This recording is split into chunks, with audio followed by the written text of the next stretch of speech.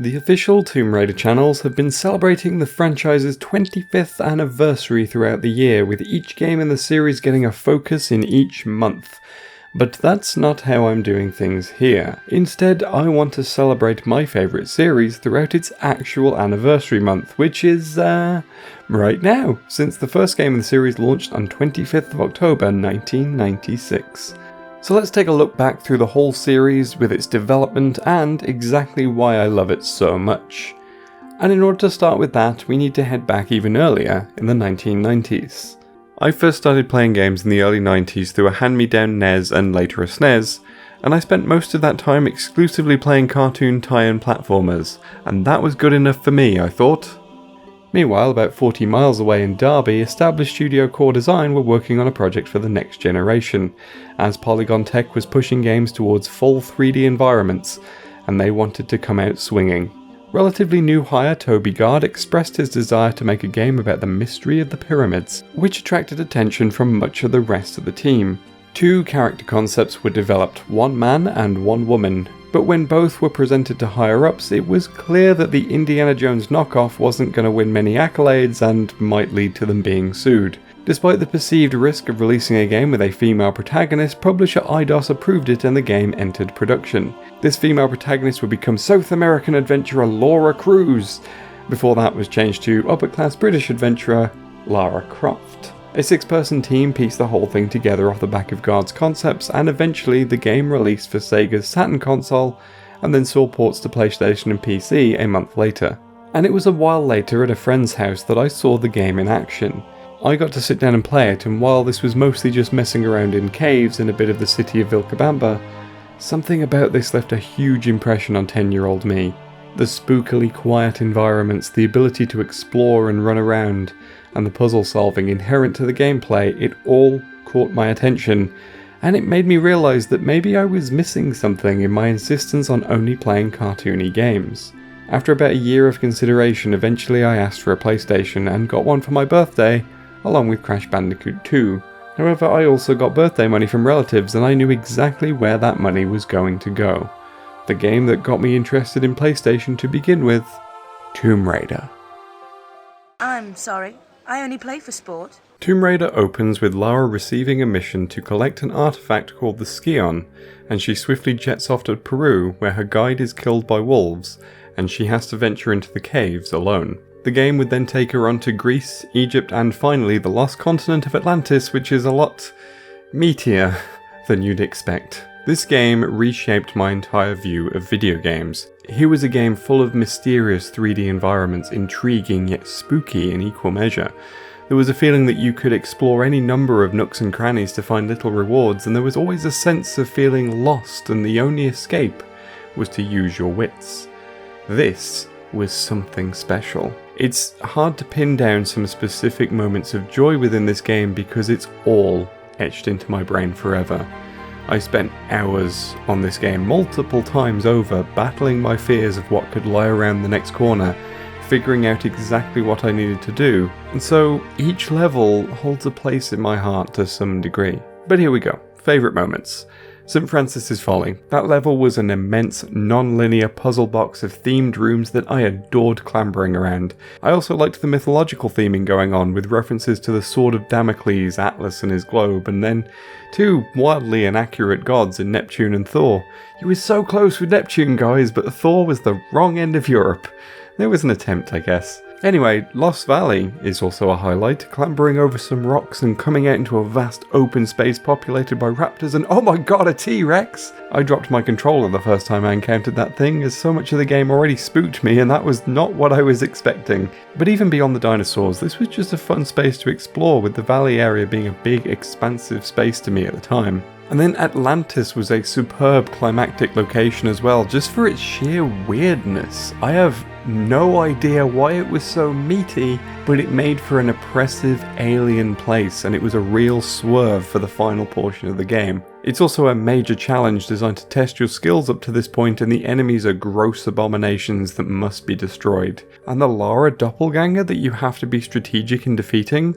Superb touch.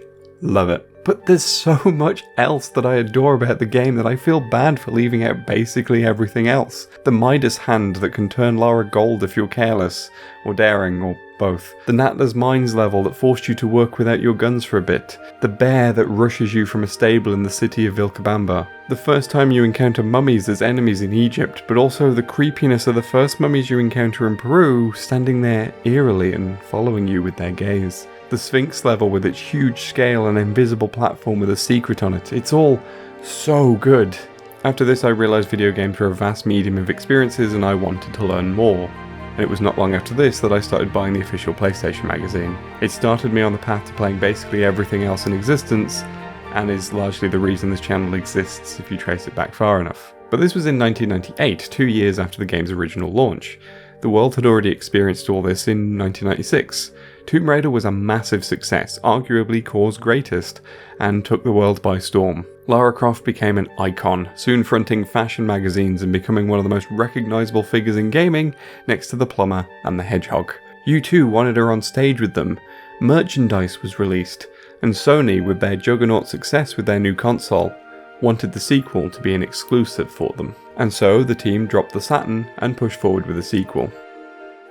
Don't you think you've seen enough? Tomb Raider 2 launched over a year after the original in November 1997, and it truly was an improvement on everything the first game already got so right. This sequel was to take the elements that made the first game great and expand on them. The team wanted new ways for Lara to interact with her environment, including vehicles, which led to the creation of a speedboat in the canals of Venice. The environments felt more vibrant, with more outdoor locations over just the caves and tombs of the original, and the story, a ridiculous race with the Mafia to retrieve a dagger that transforms people into dragons, felt like it had higher stakes than the original. I love Tomb Raider 2 for the many things it built on, and once again it's a hard one to nail down favourites for. But here we go, let's try.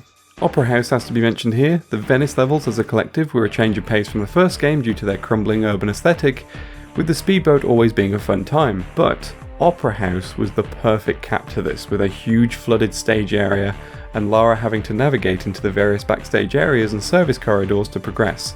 It was such a fun environment to explore. But then there's Barkang Monastery, which also pushed the formula even more by adding allies. The monks of this level were harmless towards you unless you attacked them, but they would aid you in fighting the mafioso. On top of that, it was another huge level with a great visual aesthetic and a lot of inventive puzzles and places to uncover. That massive central chamber with the Buddha statue that acted as the level's main hub is particularly memorable. And then there's the wreck of the Maria Doria, where Lara explores a sunken ship where parts of it are upside down, making some incredibly unique level layouts. So much thought and care went into these levels that to separate them into their constituent parts for this section does them a disservice. This collection of levels was yet another example of how the formula could grow and reach new places. And just like the first game, it's hard to leave it at just that. What about the opening level, which does not hold back in throwing traps at the player?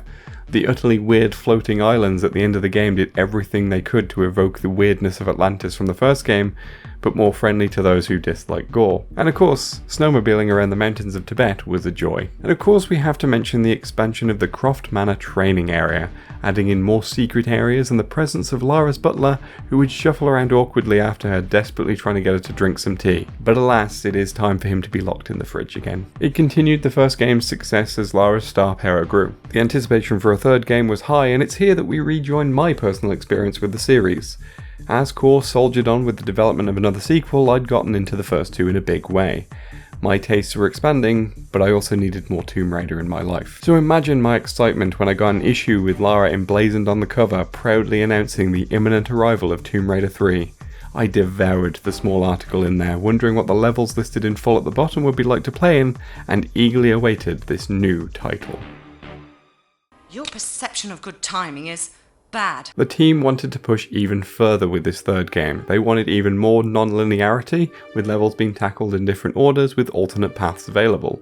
They wanted more of a balance between dusty tombs and caves of the first game and the urban environments of the second. And they wanted to up the challenge for both themselves and the players by building the game on triangles. No, seriously, this was a major draw in 1998, as was the game's glorious 240p resolution. The end result was a highly varied globe-trotting trek as Lara seeks out a series of artifacts carved from a meteorite that crashed into Antarctica centuries ago. But did the team pull off their lofty ambitions? The answer is yes, although I often find Tomb Raider 3 to be a little harder than its predecessors, and playing it on PlayStation makes this needlessly frustrating, as save points were a weird hybrid of the first game's fixed save points and the second game's save anywhere system. It made saving a bit more like Resident Evil, a tense, anxiety-inducing decision, which I could have done without, to be honest. But it still has its standout moments. As a kid who watched more X-Files than I probably should have at my age at the time, I was furiously excited for the presence of Area 51. The sci-fi aesthetic blends well with Lara's abilities and the desire to find magical forbidden artifacts. There are also aliens aplenty and some weird orcas in a tank for some reason. Also, the UFO at the end of the level, which is bigger on the inside. Great touch, loved it. But let's not forget the return of dinosaurs in the South Pacific Islands section, with the crash site level doubling down on everything Lost Valley did in the first game, and adding in a hapless army crew who aid Lara but also act as delicious food for the prehistoric beasts. And the nest area was a fantastic touch for those who dropped their controller in the first game, which, as we've established, is me. And the London levels were full of weird and wonderful places, clearly inspired by a dev team taking an East Midlands railway train to St Pancras for a day out. But the highlight for me has to be Aldwych, the spooky tube station. From its Edwardian ticket machines highlighting its age, to the threat of tube trains in the dark tunnels, this is a great level that showed how even urban environments can be treated the same way as long lost cities buried in caves. The series was still on a high by this point, but some major changes were about to happen. I make my own luck.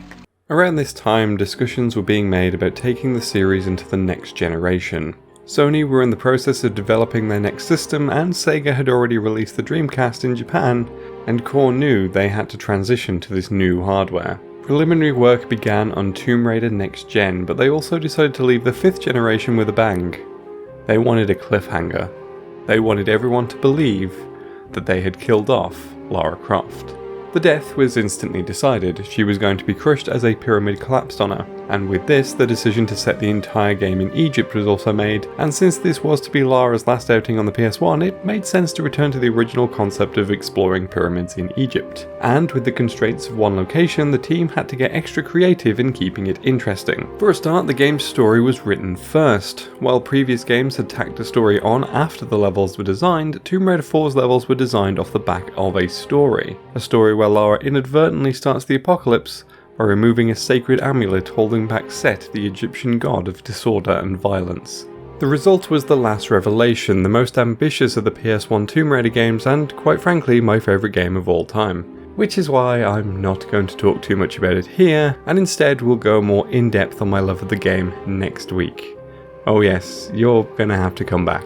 Make sure you're subscribed! So let's skip ahead to the game's general reception, which was, understandably, shocked to see Lara killed off so dramatically at the end. While the intention was always to bring her back in Tomb Raider Next Gen, Eidos knew that was a while off and wanted just one more game to finalise Lara's PS1 era. This threw a spanner into the works as Core had already plotted out the reveal of Lara's fate in the move to Next Gen, and production had already begun in this area.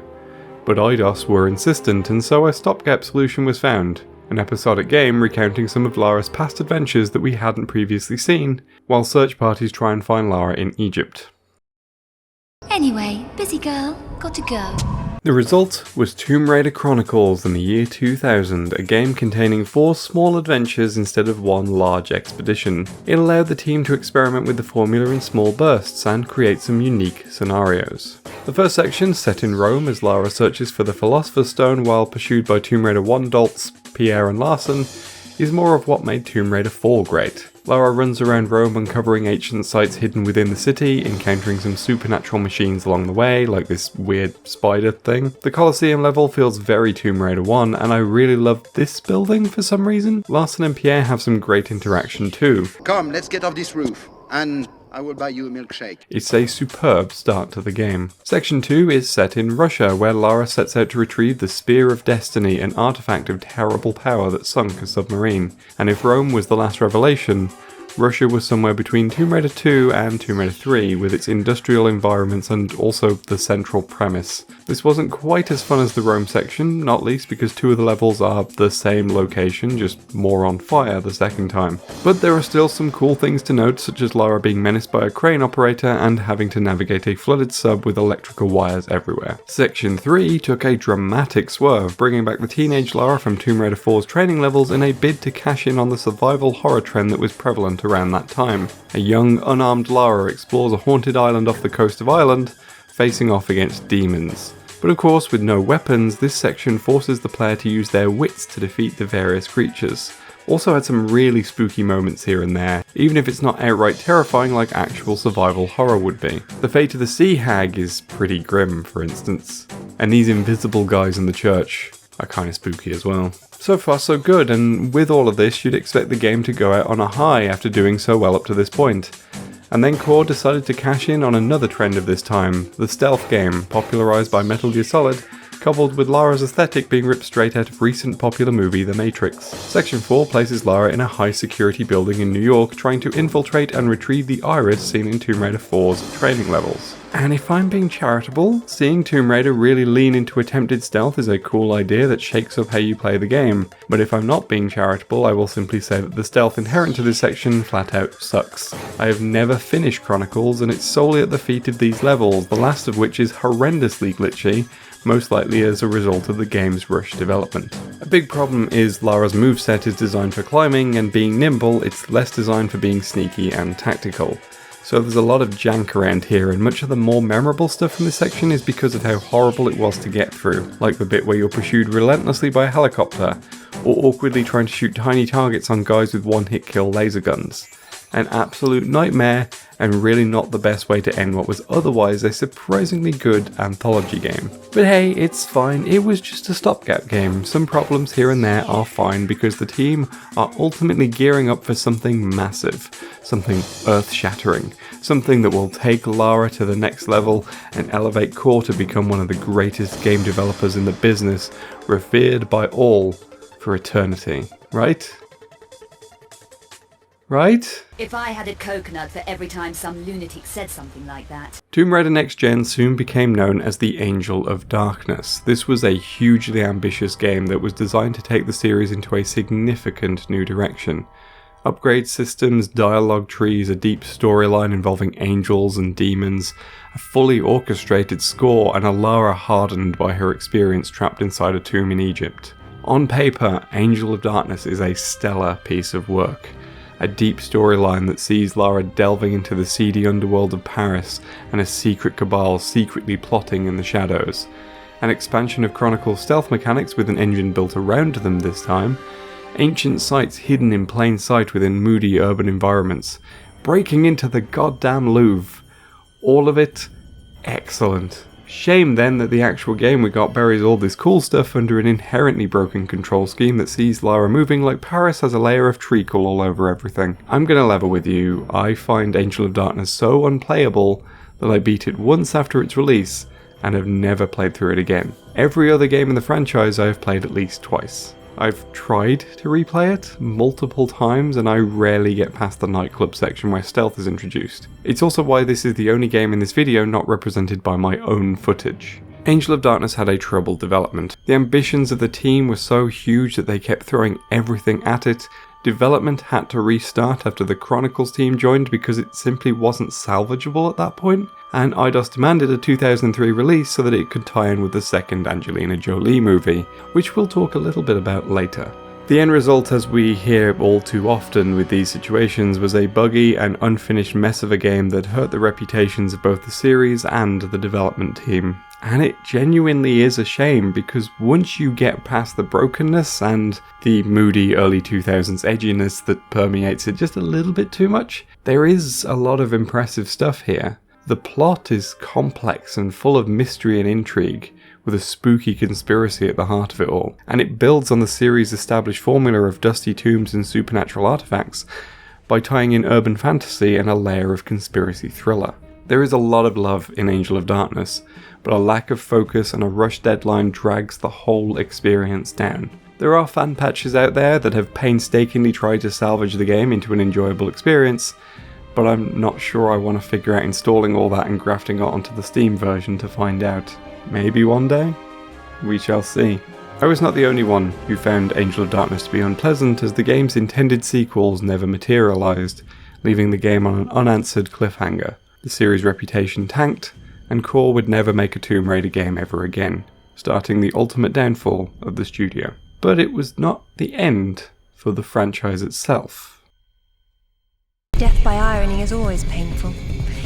Amateurs. Eidos wanted to repair the reputation of their biggest IP, but they felt that Core's mishandling of Angel of Darkness made them no longer fit for purpose, and decided to hand the franchise over to a new studio. Preferably a studio who also had a pedigree in action-adventure games. Enter Crystal Dynamics, a studio in Redwood, California. Formed in 1992, Crystal Dynamics had originally been a publisher and developer, with franchises such as Pandemonium, Akuji the Heartless, and Gex under their belts. Purchased by Eidos in 1998, their new publisher saw great potential in them thanks to the Legacy of Kain series. Honestly, just play Soul Reaver on the PS1 and you can see exactly why Eidos wanted the developers of this vampire-flavoured adventure to take the reins of Tomb Raider. It's pretty similar to the franchise in its presentation, but it's also a technical marvel for its time with seamless dimension shifting and no visible loading times. After a few more games in the series, a gap in the studio schedule opened. Eidos called, "Do you want to make a Tomb Raider game?" Their answer was yes, and Crystal set out to make a Tomb Raider game that worked to their strengths and push the series forwards. Their central aim was to make the movement more fluid and give Lara even more acrobatic movement. They also wanted to expand on Lara's backstory and make her a more sympathetic character. And the end result, Tomb Raider Legend, was an excellent return to form. While there are certainly some criticisms over Crystal Dynamics' vision, such as the overall shorter length and a removal of the quiet, lonely atmosphere of past games due to a persistently chatty support team, the game is a fun time. The improved movement mechanics make for a fluid experience with some interesting new puzzle dynamics. The story, a quest to track down the pieces of the legendary Excalibur, is also great, bringing in the concept of the monomyth across cultures, fleshing out Lara's backstory, and offering up some genuinely great dialogue with her support team. And Lara gained a new voice in acclaimed British actress Keely Hawes, who would become my favourite of all of Lara's voice actors. So, what are the highlights of Legend? Let's start with Ghana, a level that arrives right in the middle of the game and features a massive waterfall that hides an entire temple complex. A waterfall with a pool you have to dive into from a great height. It's a stunning visual, and the fact that most of the puzzles continue to be about controlling the flow of this water showed a complete vision for this area, as opposed to a bunch of haphazardly assembled set pieces. But this level is preceded by the Japan level, where Lara saunters through a high society party with class and swagger before the Yakuza arrive and Lara switches to combat mode. While much of this level is a big dramatic set piece full of combat, there's just something incredibly cool about Lara switching from socialite to badass in an instant, and the Yakuza office complex is full of cool detail that Lara ends up destroying. Plus, this motorbike jump is extra as fuck. But the real highlight of Legend is the level that brings the Arthurian myth together. Set in Cornwall, this sends Lara to a crappy little roadside attraction about King Arthur, full of creaky old animatronics and cheesy narration. Narration that drives Lara's historian friend Alistair insane.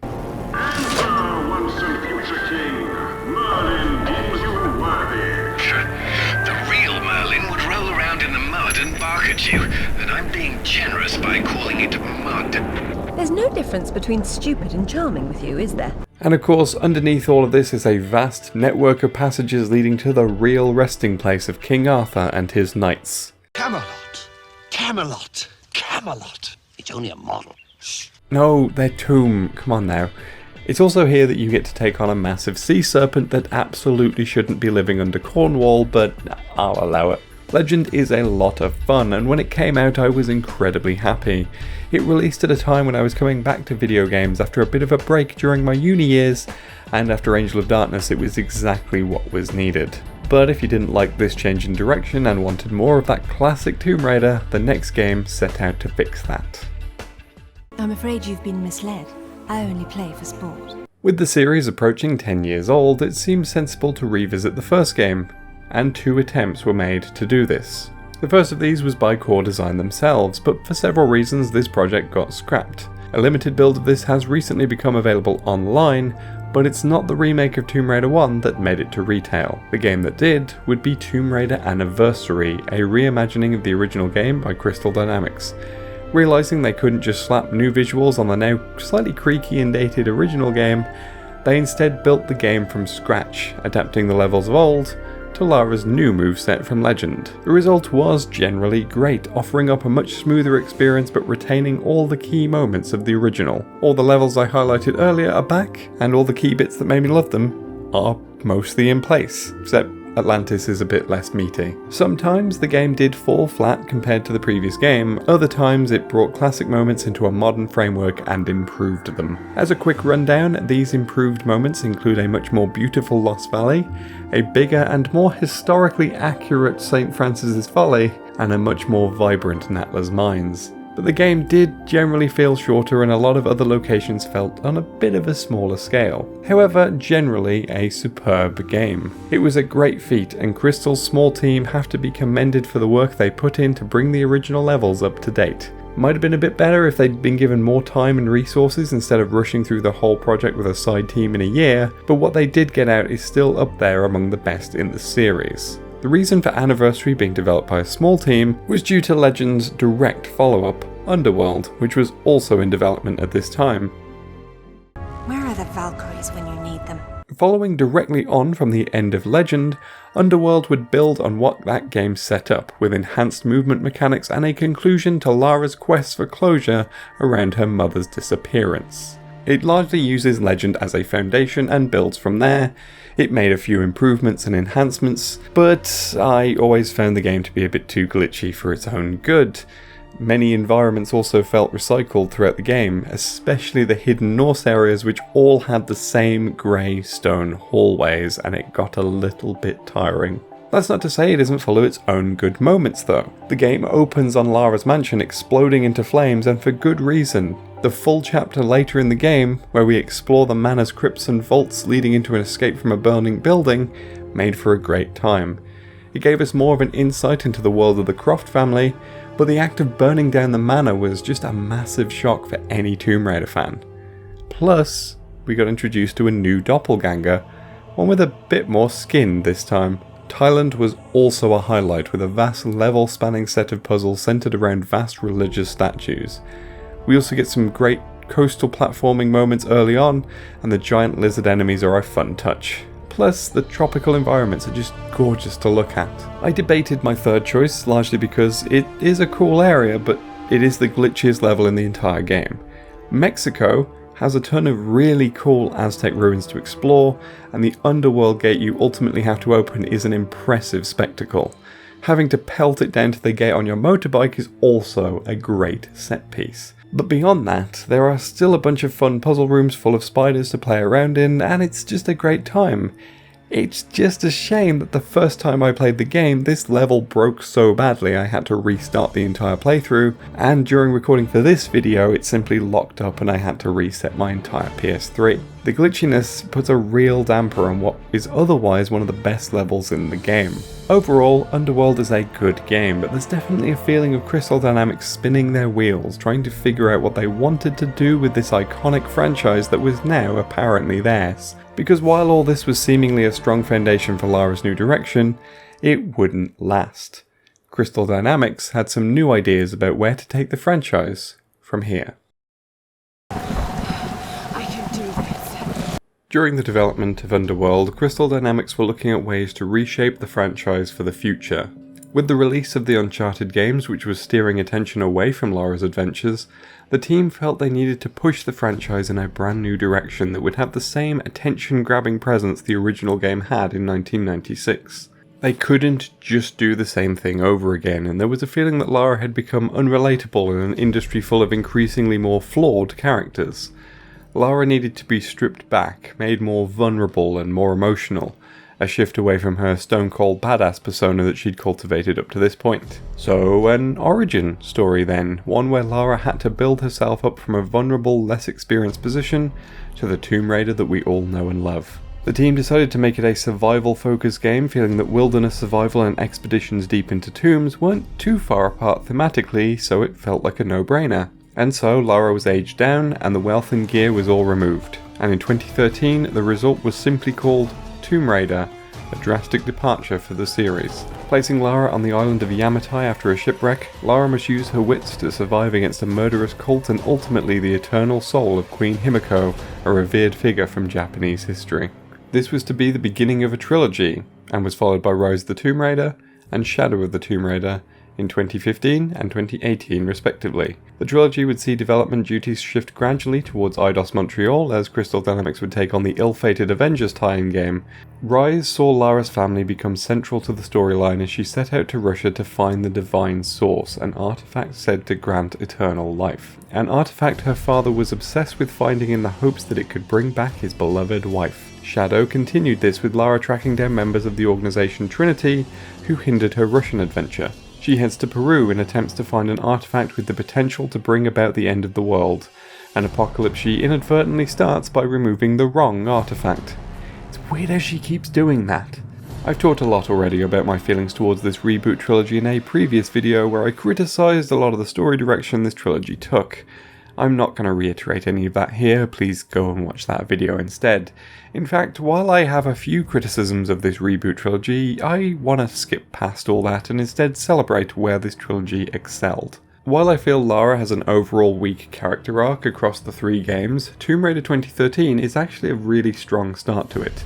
Lara's vulnerability works for the setting, and she's believable as a young and experienced version of herself. Her more emotional portrayal actually works for her, and we actually have kind of seen this side of her even as early as Tomb Raider 4. She's got a good supporting cast with an intensely likeable mentor in Conrad Roth, and her friends Jonah and Sam are both great characters that I always feel are underutilized across the games, not least because the latter never appeared in another one. I also really enjoyed the gameplay of the 2013 game, which still felt like an exploration game for the most part. Sure, the decision to demarcate specific areas as tombs wasn't that great, but the island became like a tomb in itself in a weird way, and it was a really interesting shift. And elements like the Oni guards, the wind-battered temples, and the abandoned beach and cliffside bases still felt very Tomb Raider. And the temple with the horrifying immortal Himiko is a brilliant climax to it all. The whole game is actually a personal favourite of mine. I can't give up on him. Not now, it's all I have. However, Rise of the Tomb Raider is my least favourite of the trilogy due to its messy plot and over-reliance on industrial-style environments, but it still has a lot of good going for it. The Divine Source is one of the more intriguing MacGuffins of the series, which followed on nicely from Himiko's whole deal in the previous game, and I wish it had been delved into a little more story-wise. And the final area of the game, a lost city populated by powerful undying crusaders, was a brilliant addition. Getting there with a puzzle around a complex astrolabe was also exactly what I want out of a Tomb Raider game. Syria was also a really great example of what I want to see in a modern Tomb Raider game. The entire prologue chapter set entirely in a complex puzzle box level was excellent, and I honestly would have loved to have seen more environments like this. The DLC episodes were superb too, with the Baba Yaga story going hard on Russian mythology and presenting a bizarre and memorable mini-adventure that was easily my favourite part of the whole game. And the Blood Ties DLC, where Lara explores her mansion, rediscovers her childhood and finds a way to accept that it's part of her identity, was just a really great deep dive into her character. And it made the butler in the meat freezer canon, so thanks for that. Later in the day, she set a trap for me. In the walk-in freezer, of all places. And before I knew what was happening, I found myself locked inside. I just wish that there had been more of what made these DLCs excellent in the main game. It's not a bad game, it just feels a bit unmemorable. It's mostly adequate rather than great. I'll try not to take myself too seriously. Shadow of the Tomb Raider, however, put a much greater emphasis on tombs, and the various puzzle-filled environments Lara explored really elevated the game for me. The trials that Lara pushes through to find the lost city of Paititi were a gauntlet of fun traversal and puzzle challenges, with a dramatic rope swing section at the end being a breathtaking way to end it. The Cenote location is a spooky, moody location full of strange creatures that recalls the climaxes of the first two games and really raises the intrigue level. And the mission of San Juan is a brilliant puzzle-driven location that drew heavily on Christian imagery and mysticism in the way that the best Tomb Raider locations should. All of this felt like Tomb Raider again, and these sections make me hopeful for the series' future. More of this, please. Yes. I also have to praise Shadow's difficulty settings. As someone who didn't care for much of the combat of the Reboot Trilogy and wished Lara would stop telling me the solutions to every single puzzle the moment she stepped into a room, these options allowed me to breeze through the less interesting combat sections by knocking them down to easy, while whacking the puzzle sections up to hard so they feel more like classic Tomb Raider, left to my own devices, figuring out the mind-bending mysteries of the ancient world. I hope they keep or expand on these settings in future games because they really are the best balance between pleasing classic fans and welcoming newcomers. This classic fan is certainly happy with them. And that's where we're at now. Crystal Dynamics have confirmed another game is early in the works right now, and that it's aiming to pull the disparate timelines into one. I'm very curious to see how it all comes together, but for now we just have to wait. But hang on, there's some parts of the franchise that I didn't talk about. While all of this represents the main Tomb Raider series, there are a bunch of additional games, films, and other media that encompass Lara's adventures. Let's start with the Lara Croft series, which is a short spin-off series of games branded with Lara's name instead of the main franchise. Two of these are isometric co-op titles where Lara teams up with others to solve puzzles and explore a wealth of new places. The third is mobile title Lara Croft Go, a turn-based puzzle game built with touchscreens in mind. I love all of these games. Lara Croft and the Guardian of Light was a fun time to play through, especially with friends, and managed to capture the essence of the series despite the shift in genre and perspective. Temple of Osiris is good so far. I haven't played much of this because I was playing it with a friend initially and we never got round to finishing it. One day. Lara Croft Go is even more of a departure, but is one of very few games that I'm happy to have on my phone, which is high praise from me because my opinion on mobile games is not particularly high. Seriously, much of that market is a cesspit full of money sinks and gambling machines disguised as video games. However, Lara Croft Go is a legitimate game, once again condensing the essence of the main series into a portable form. It's a lot more strategic in its approach since the game runs in turns that advance every time you swipe, but it's a cool way to bring the formula to mobile platforms. And I really enjoy this game, even if it does devour my battery. I've never played any other spin-off game though, so never touched any of the Game Boy games, and I haven't played any of the other mobile games because they veer a bit closer to what you'd normally expect in the mobile market, which is a real shame. But Lara has gone multimedia. This includes movies, books, comics, clothing brands, and God knows what else. And I haven't read any of the comics or books, and the only merchandise I've ever bought have been figures of Lara herself. I'm sorry, I'm such a fake fan. But those movies, huh? I've watched them all, and oh boy do I have opinions on them. I had a mixed reaction to the first movie as I found much of the story to be terrible schlocky nonsense that didn't hold up to much scrutiny. Also, Winston isn't that smeghead Arnold J. Rimmer, and Lara's tech guy is supposed to be a cool African American, not this weird nerd who lives in a caravan. What's all that about? Let's be fair though, while Tomb Raider 2001 isn't a good movie by most people's standards, it is a lot of fun. I may question the casting choices for Lara's support team, but both actors nailed their roles and were very likeable. The plot is terrible, but it's terrible in that way that good popcorn action movies can be. You're not here to think deep thoughts about the world, you're here to watch Lara Croft raid tombs, steal some artifacts, and show up everyone who tries to stop her, and it does a pretty good job of doing that. The movie excels in big action set pieces that feel like they could be from any of the games.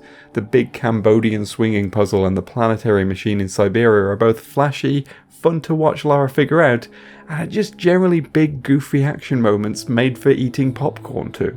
And of course, there is Lara herself. Angelina Jolie wasn't the most obvious choice, not least because she isn't British, but man did she nail it. Her performance alone covers up most of the movie's shortcomings because she just embodies the character at all times and makes it look effortless. In fact, one of my favourite Lara one-liners comes from this movie, which is a testament to just how much she understood the character. I woke up this morning and I just hated everything. The second movie I recall less well, largely because I watched it once, years ago, and generally didn't like it. Most of what I remember involves Lara punching a shark in one of the dumbest scenes in movie history, while the rest of the movie is mostly just sexual tension with Gerard Butler, which isn't really what I come to Tomb Raider for, thanks. The third movie was a more direct adaptation of a game, specifically the 2013 game that rebooted the whole series. I say adaptation, it's more of an original film featuring people and places with the same names as that game. It has Lara, it has Yamatai, it has a ship called Endurance, a deadly ancient queen called Himiko, and a villain named Matthias. And that's it, that's the similarities. I was honestly baffled by the decision to adapt the game by writing a completely new story that didn't resemble the old one. The start of the movie is just Lara bumming around London for what feels like an hour for some reason. The island didn't seem to have supernatural storms, making a line about the island finding them wildly out of place. And it's just straight up Trinity instead of a murderous sun cult. Lara barely even spends much time desperately trying to survive, which was kind of the heart of the game's story. I didn't dislike the movie since it was, again, fun popcorn action nonsense, but I just wasn't sure why such an alleged adaptation threw out so much of the source material. It also continued Jonah being sidelined by him not being in it. The Sam erasure continues by her also not being in it, and Roth was just straight up replaced by her dad, who's apparently alive now? Okay. I'm especially weirded out by the decision to, spoilers, swap in the ending to Uncharted Drake's Fortune instead of Tomb Raider 2013. A decision that seems to be based on wanting to make the movie less supernatural, but ends up making even less sense than the game's simple, it's a ghost, just roll with it. At least Alicia Vikander made a good young Lara and Nick Frost was in it, and that's always a good time. And it kind of brings things full circle from that Tomb Raider 3 scene in Spaced. The Tomb Raider movies are bizarre experiences, and it'll be curious to see what they do with Vikander's second stint. I'm also very interested to see what the Netflix show with Hayley Atwell brings to the table though. I'm very on board with that casting, if nothing else. And like I said, as for other media in the Tomb Raider universe, I simply haven't engaged with it. Never read the comics, never saw the old animated series with Minnie Driver, certainly haven't read Douglas Copeland's official fanfiction. There's a lot of this stuff out there and I lose track of it. Maybe one day I'll seek it all out, maybe do a follow-up video, I don't know, maybe, we shall see. Throughout this video I've talked about how Tomb Raider shaped my entire gaming tastes. And that sounds like hyperbole to make my love of the series greater than it is, just for dramatic effect. But it is in fact 100% true. My first video game was Super Mario Bros. I got a hand-me-down NES from a family member and got heavily into the combined Mario and Duck Hunt cart, along with a few games based on cartoons I was into at the time, such as Darkwing Duck or Bart vs. the World. This carried over to the SNES where my library was still exclusively Mario and cartoon tie-ins. As a child, I refused to play anything else. I wanted cartoony games, ideally platformers. If it wasn't cartoony and colourful, then what was the point? I knew some of my friends were playing shooters and racing games and football games, and all of that was terrible, the worst. The only games that matter are my cartoon games, nothing else for me, please. It sounds hilariously short-sighted now, but that was genuinely my attitude as a child. I was really into cartoons and had dreams of becoming an animator when I was older. And I was so into that I couldn't see a point to play games in other genres or with other art styles. But I was into other things. I used to read a lot, and one of my favourite series was Horrible Histories, a franchise that somehow still exists today here in the UK. It was, as you'd guess, a series of history books aimed specifically at children, and I especially loved the historical settings that had spooky mythology stuff tied to them like Egypt and Greece, because that was another interest, the supernatural. I used to love reading spooky stories and would scare myself silly reading supposed true tales of ghosts and UFOs, among other things. So this is how Tomb Raider cut through all that and targeted me directly. It was a game with historical settings, which usually felt a bit eerie and weird, aligning directly with those specific interests that I had.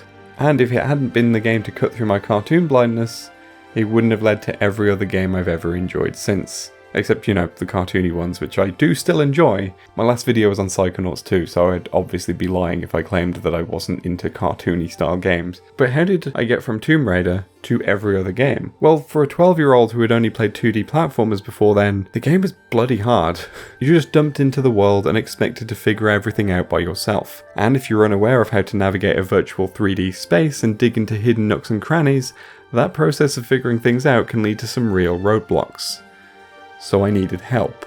This came in 3 forms: a specific strategy guide for the first game, a very helpful Tomb Raider specific site that many fans will be aware of when, dial-up modems could handle it, and thirdly, magazines. I remember getting a cheap book because it had a guide for Tomb Raider 2 in it. I still have it, which you may have guessed because I'm showing video footage of it. And in this book were guides for other games, and even though the vast majority would be games that I would never play, I was fascinated by the maps and screenshots of these other games and wanted to find out more about what was on the PlayStation and if anything else could possibly live up to Tomb Raider. So I started getting the official UK PlayStation magazine, and within the first issue I bought were more than enough games to catch my attention. A preview of a sequel to the Oddworld game I'd seen in the guides book, followed by a preview of a goofy looking game with a skeleton called Medieval, a review of Wild Arms that heavily referenced games called Final Fantasy VII and Alundra, whatever they were, a short mention of an upcoming game called Spyro the Dragon, and a lot of buzz around the hot new game in Japan at the time, Metal Gear Solid. I had to find out more about all these games, and they all eventually ended up in my collection. Subsequent issues helped expose me to even more games and helped me realise the vast range of stuff that was out there. I stopped getting magazines in the 2000s, but that then led me to the internet, and then to YouTube, where I discovered Let's Plays and gaming communities, and so on until we get to, right here. It was Tomb Raider that started that journey. It took me from someone who enjoyed games with a very narrow view into someone who now makes slightly pretentious video essays about games and why they're important. But that's not the only effect that Tomb Raider had on me. It made me significantly more receptive to anything female-led. And after the industry got flooded with games fronted by Gruff McBuzzcut in the late 2000s, a female protagonist soon became something that I actively sought out, because at that time it became a barometer for games that weren't just following trends and were trying to do something that stood out. A measure that I still hold to even though the industry has gotten less grossed out by girls and their alleged cooties in recent years. And hey, it's an attitude that pays off, because here's my mandatory mention of how Control was my game of the year for 2019. It even made me receptive to playing as women in fighting games or making female characters in character creation suites.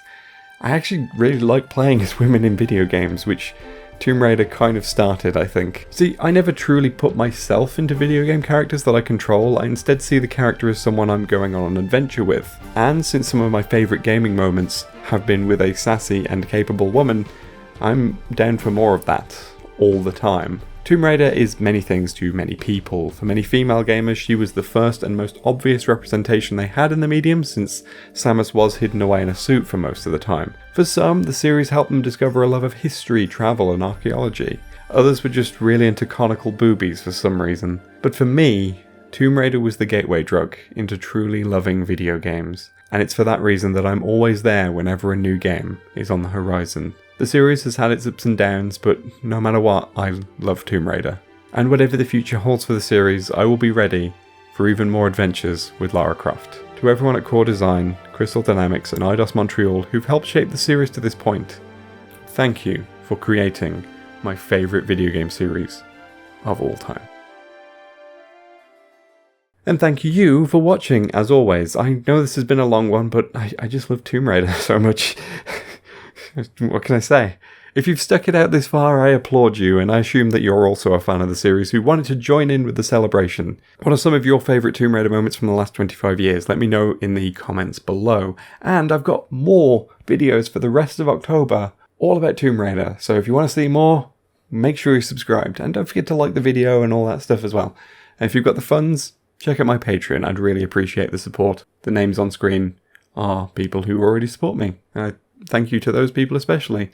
I want to check out some of these other videos as well. I'll see you again next week where I talk some more about Tomb Raider. Specifically, Tomb Raider 4. I'll see you then.